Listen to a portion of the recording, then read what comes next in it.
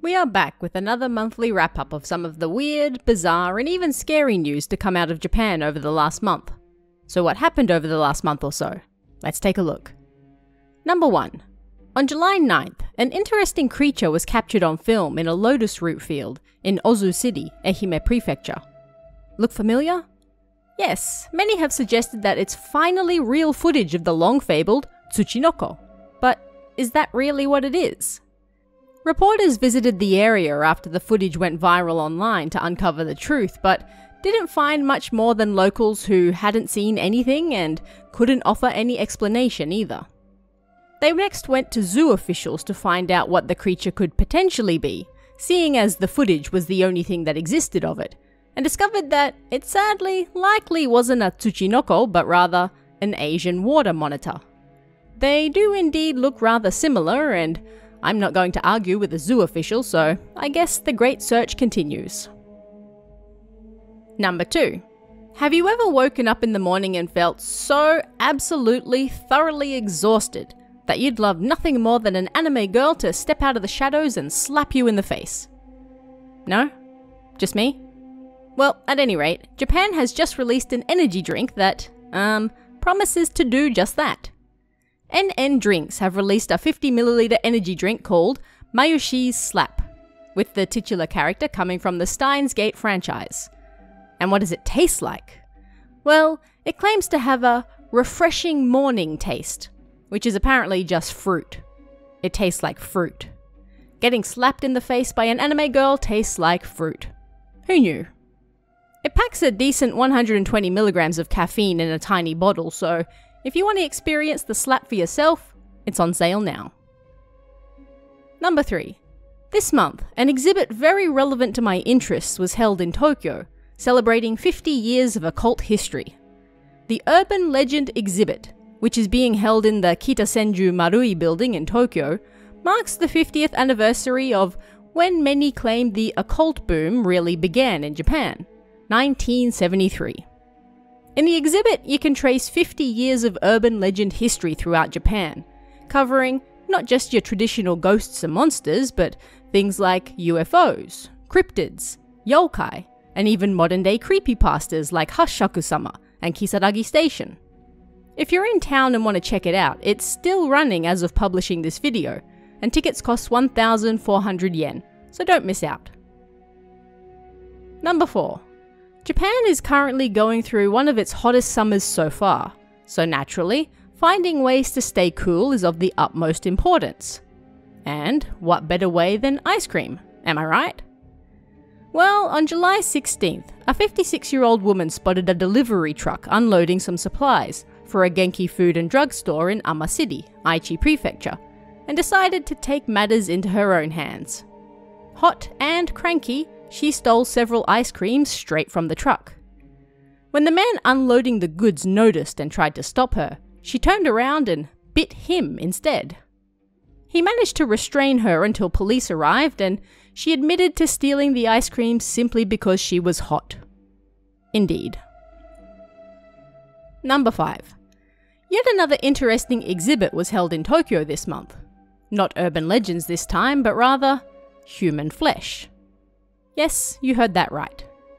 The Human Flesh art exhibition has been held in various cities so far, with more on the way, even international. But it was held in Tokyo on July 25th and 26th. And well, you can see from the pictures what to expect. Pieces of incredibly realistic human flesh shaped into blocks, sporting items, phone cases, you name it, it's probably there and ready to freak you out. You may already recognize this artist's work from the Tomie pieces he made last year, but if you're interested, keep an eye out because this exhibit is traveling far and wide. Number 6. It feels like common sense to not imitate things you see in movies, TV, or comics. But as they say, common sense isn't so common anymore, it seems. On July 3rd, it was announced that a 21-year-old man from Fujisawa City and a 22-year-old man from Chigasaki City, both Kanagawa Prefecture, were charged with violating the road traffic law. And what did they do? They were trying to drift like they had seen in Initial D, Of course. Initial D ended 10 years ago now, but it's still influencing generation after generation of wannabe drifters who are a danger to themselves and others. Of course, when the men, in 2 different cars, attempted to drift, they weren't very successful and instead hit a guardrail instead. Many criticized the men for their stupidity in trying such actions in public spaces, even actual races. After all, if they can't follow road rules in public, who's to say they will on the track as well? Remember, what you see in manga should probably stay there. Number 7. A tweet went viral this month highlighting a rather interesting stream. Who are the 20 people watching the unmanned live camera at the Marunuma Kogen ski resort in the middle of summer? It said, including a link to said stream. As of releasing this video, the stream is still up. You can find a link in the description if you want to watch it for yourself. But, as the tweet stated, and as the picture shows, well, the stream doesn't really show anything. The camera is set up in the restaurant of the ski resort that's empty, other than a lot of tables, chairs, and, for some creepy reason, a stuffed bear and penguin. Because of course. And at any given time, it seems, there's at least a few dozen people sitting there watching that empty room and the stuffed bear in it.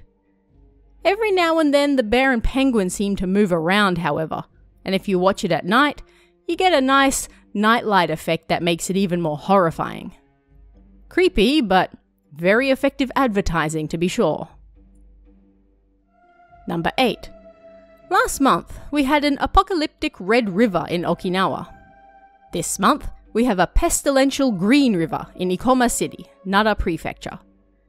On July 5th, residents woke up to find the Tatsuta River had turned a horrifying shade of fluorescent green.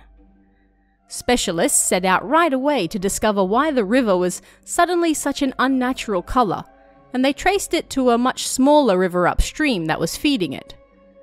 On a concrete embankment nearby, they found a reddish-brown substance that, when washed off, turned neon green.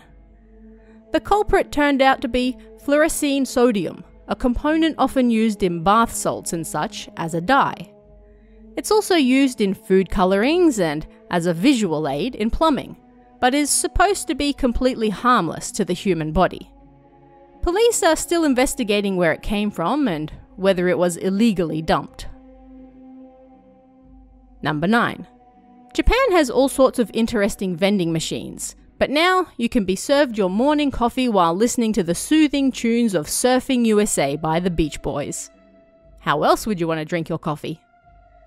These vending machines, found in Kujukuri City, Chiba Prefecture, a location you may remember from this channel as the location of the beach that disappeared from the maps, offer both hot and cold coffee, various flavors such as banana and caramel, and some interesting blends such as the After Surf blend, the Wipeout blend, and the Rising Sun blend.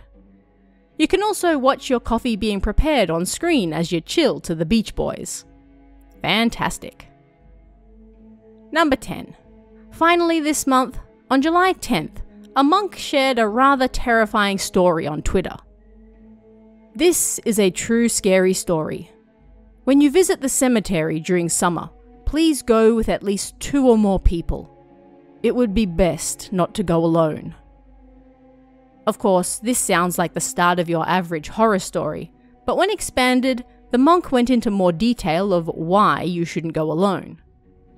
Yes, as I mentioned earlier, Japan is currently going through an incredibly hot summer, and the monk's advice not to go alone wasn't because of ghosts or supernatural creatures lurking in the dark corners of graveyards, but rather because of the heat.